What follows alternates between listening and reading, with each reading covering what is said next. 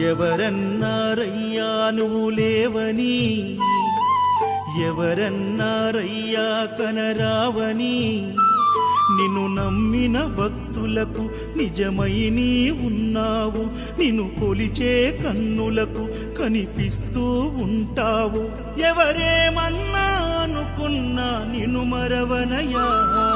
శరణమయ్యప్ప స్వామి.